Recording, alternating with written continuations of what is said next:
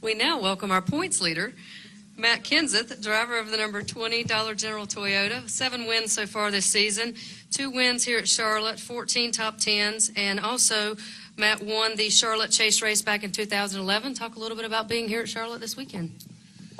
Well, glad to be here at Charlotte. I was really looking forward to getting here after how good we ran in the spring. We were off yesterday, really didn't qualify very fast, kind of struggled in qualifying trim, so I'm looking forward to getting in the car here in about 45 minutes and hopefully getting it dialed in for tomorrow. All right, we'll open it up for questions for Matt. Raise your hand. We'll start here in the middle with Bob, then go to Viv. I'm Bob Pocker, Sporting News. I think on your radio at the end of Kansas, you said best thing I can say about next week is 397. Secret code. Yeah, can you explain what that code is or what? Then it wouldn't be a secret code, Bob. A secret's not a secret if you tell everybody. No, can't tell. Top secret. Yeah.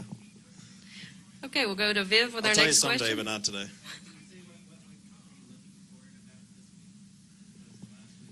Well, I was looking forward to last week before last week, too. So, well, I mean, I was honestly because, you just never know how things are going to work out, how things are going to happen, how you're going to run, so on and so forth. So, obviously going to Kansas, I had a lot of confidence and felt, really look forward to going there because we won the first 2 races on the track since it was reconfigured. So, I couldn't wait to get there and hopefully pick up where you left off. And we didn't do that and kind of struggled. So, I guess same thing coming here, just looking forward to coming back here. In the spring, we had just an unbelievable car at the 600. We led a bunch of laps, and then as soon as we put under green, we got a caution, and got us way around, got us behind, and then I think the 48 spun out, and we got caught in that wreck, and kind of ruined our day. But had a really good car, and it's usually historically been a pretty good track from a performance standpoint for us. So whenever you go to tracks that you ran well at in the past, you usually have more confidence going to them, but. That's certainly no guarantee for results this time around. Okay, we'll take our next question from Viv. Go ahead. Viv Bernstein, New York Times. I just want to clarify, did you feel like you had to make a move in order to get the chance to perform like this? And the second part of the question would be, would it be redemption given the points change or the format change after you won? You mean a move as far as where I'm driving at? Oh, I don't know. I think it'd be impossible to predict what the season is going to be like exactly. When I went over to JGR, certainly, we hoped for great things and expected to perform well and to try to win and everything. But I could have never predicted how the year would have went, certainly, and had the wins that we've had and some of the things that we've been able to do. So I couldn't have predicted that. But certainly, if I didn't think there was the potential to be better and to do better and to perform better, from both sides, we probably would have never put the deal together. I already forgot your second question. Oh, I mean, your goal every year, especially probably after we won the championship the first time, which was a really long time ago, is to win another championship. That's your goal every year, no matter what the rules are. And basically, although there was a couple, I guess there was one thing that changed, this year having that extra car, but basically before the season starts, you know what the rules are going to be and you know what the point structure is. So really it's just you look at that and it's your goal to try to be able to win it in, whatever system or structure they have. Okay, we'll take our next one from Brian, then come over here to the right. Brian Nelson, MRN. When you go to Talladega next week, you talked about having all that confidence when you go to tracks. You've run well, and that type of racing has certainly done well for you here the last couple of years. So how good do you feel in what could be a really tense situation for a lot of guys, when you're in the pack there at Talladega? Yeah, the first Daytona and the first Talladega was really, really good for us. And then, the second Daytona wasn't. So if we had the speed we had the first time at Talladega, I look forward to that because we led pretty much all day. And I ended up figuring out how to mess it up on that last green-white checkered there real late at night. We were leading, I believe, on the last one and got beat, wasn't in the right spot. So I don't know. Talladega is one of those ones, kind of like a lot of tracks, but yet I know it's different. But I think it's all whatever you want to make of it and however you want to look at it and how you want to approach it. I think most people there, who knows what position we'll be in after tomorrow night. But I think most people, if they got a legitimate shot and they're still in the mix, go there really tentative and make plans and try to hang in the back, try to do all this stuff and try to minimize the damage, and which I think that's good, because I really try to approach it the opposite. I try to approach it as an opportunity. If the guys you're racing and trying to beat are being real careful and they want to ride in the back and all that, I look at that as an opportunity to try to hopefully lead some laps, get some bonus points, and be in the mix. And if you do come out unscathed, maybe have a shot to win. So that's kind of how we'll go there, is just go there and approach it like another race, go race hard, and hopefully things work out for us. I was wondering as well if then Martinsville may be like a wild card for you, considering how you've done there in the past. I don't really. I think Martinsville is one of those real predictable ones, honestly. A lot actually like Dover. So I mean, I think that you could take. I could throw you 5 names, and I bet you that unless they break, that they're all 5 of them are in the top 8. So I think Martinsville's actually really predictable. I don't really look at that like a big wild card. I feel like I was really proud of our performance in the spring. We led a bunch of laps. I think we finished 8th or something like that. We kind of got off on our pit sequence a little, but I think we should have probably finished 5th, 6th, or 7th under speed. And even when we got off a little. So I look forward to going to Martinsville again. I look at that as an opportunity. Maybe not to beat the 48. They're pretty strong everywhere, but I look at that as an opportunity to go run good. Hopefully run up in the top 5 or 6 and get a good finish. Okay, we'll take our next question over here to the right, then go to Lewis, Jeff, and Ryan. Hi, Matt. Aaron Burns, Moore's Weekly. How do you feel like your race team has improved from the start of the season? I feel like, honestly, I gotta say that I feel like the race team is really strong right from the start of the season. I feel like the first couple months we were hit and miss, maybe a little bit on pit road, where I feel like they're just nailing it all the time now. So I think that the over-the-wall guys have got better. They've got more used to how I come in the box, how I leave. I feel like our timing is much better, and pit stops have a lot to do with that, a lot to do with timing and being there when the car stops, just all the different things. I think learning each other. But I feel like after probably the second month of the season that they've been on it, and they've really been killing it lately. But other than that, I feel like my team has been real strong from the start. Okay, next question, Lewis. Yes, Louis Frank of Speed Week. Greg told us to ask you this. Would you change the points to where you'd only race against, points would only count against other people in the chase rather than the current system? Well, first of all, Greg was joking because I was sitting in the back of the room, and he probably knows what I'd say. So I think we've had plenty of changes in the sport over the last decade or so, and I think it'd be really great to leave it the same for a while. It's something pretty simple. Everybody can basically understand it. The fans are just starting to understand it, get used to the system, and I think changing it every year is probably not in the best interest of everybody involved. But that's just my opinion. Take our next question from Jeff, then go back to Ryan. Jeff Gluck from USA Today. I don't know if you heard, but Darlington and Kansas are going to swap dates in the spring next year. So you're going to have another night race. Does it matter at all that Darlington's going to be maybe a little bit cooler temperatures, and that Kansas, which is normally maybe a little bit warmer, is going to be a night race now? I don't know. I don't know what the dates are. Typically, Darlington was always Mother's Day weekend, so I think it was always pretty cool at night there anyway. I don't know when they are. So.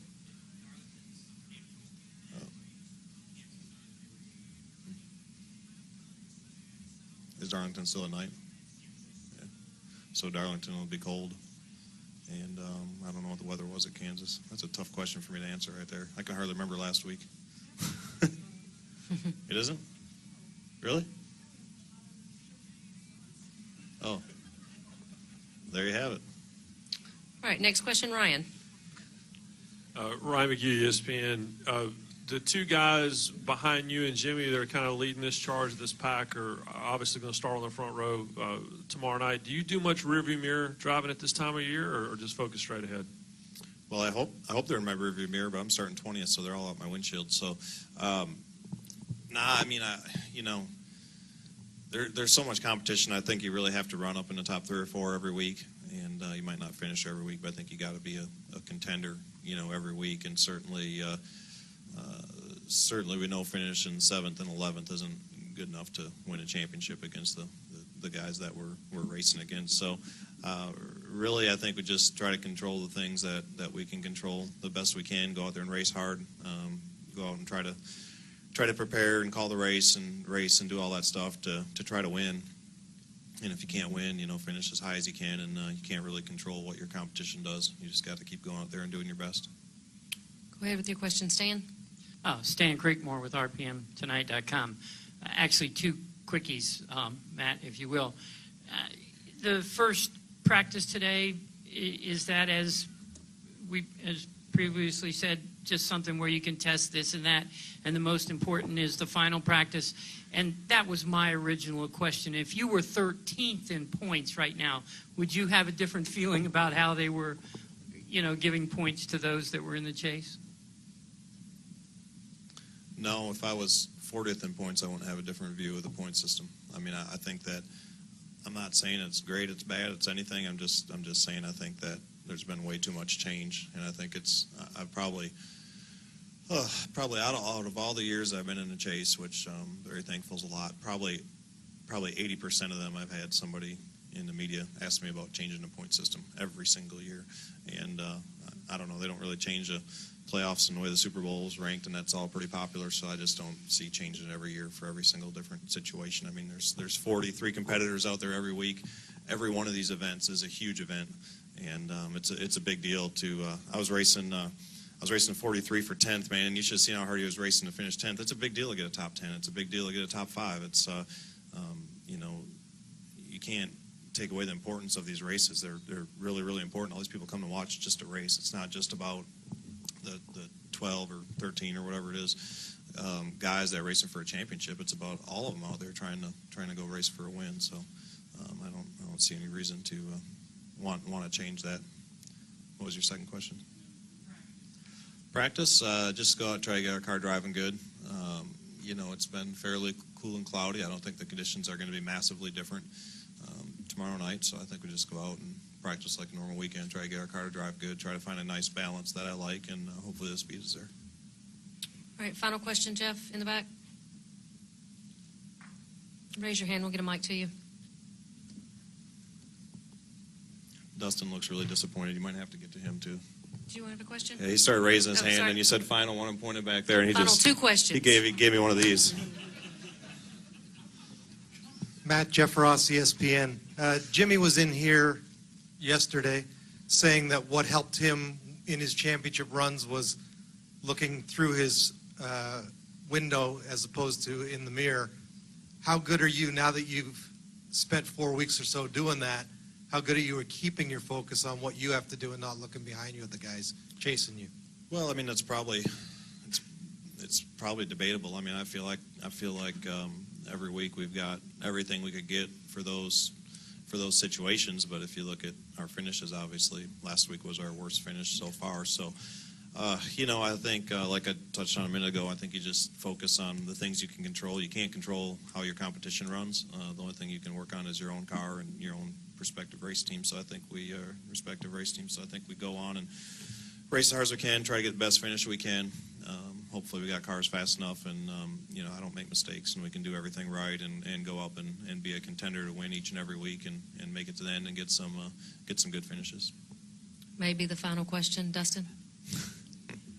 Thank you, Christy. It's better be a good one. I did all that Thank lobbying Matt. for you. Thank Matt. Hey, I'm curious. I wanted to ask you, on the qualifying line last night afterwards, you said it wasn't as much the qualifying draw, said you guys just weren't as good. Yeah. So after a night like that and a day like that, how did you handle things last night in the sense of, I'm sure as a driver, in one sense, you're always thinking, even if you're not consciously thinking about how to make the car better, but is it something that you're focused on or thinking about what can be done, or is that the crew chief's job, or is that more conversation with the crew chief? And when you get into today, I know you talk about a good feel. Can you be okay with a good feel if it doesn't have the good time on the speed chart? Can you kind of talk about that also? Well, I mean, in race term, yeah. I mean, usually when the car feels good, and we have good balance this year. We've been fortunate enough to have pretty good speed as well. So as far as qualifying, I mean, when it's over, we got together, we talked about it a little bit, looked over some stuff, tried to figure out where we lost the time, why we lost the time, what we need to do different next time. Did all that kind of stuff, and then then pushed it in the back of the folder and started thinking about race trim for today and what we want to try to accomplish Saturday. So lap was really disappointing. It was one of our worst qualifying spots of the year, and I thought it was going to be one of our best. I really came in here yesterday thinking we were going to have a shot at the pole. I don't think the draw had much to do with it. I think the last 4 cars were all pretty fast cars anyway, and they all picked up speed, but Casey held in there forever, and he qualified second. So I don't really like making excuses and blame it on the draw or conditions or any of that stuff. I mean, we certainly didn't get everything there was out of our car there, and didn't get a good lap, and that showed up. So anyway, that was yesterday. Can't do anything about qualifying. It's just a starting position. It's it just matters where you finish. So hopefully we'll get it right today and be good tomorrow night.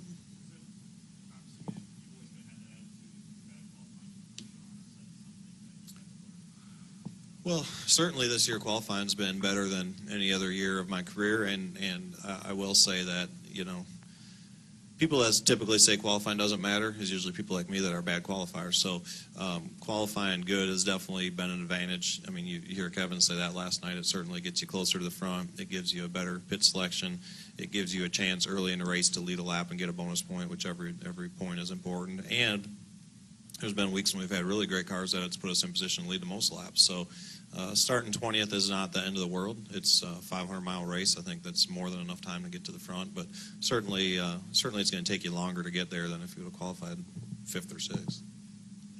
Yep. Thanks, guys. Matt, thank you very much for your time this afternoon. Good luck this weekend.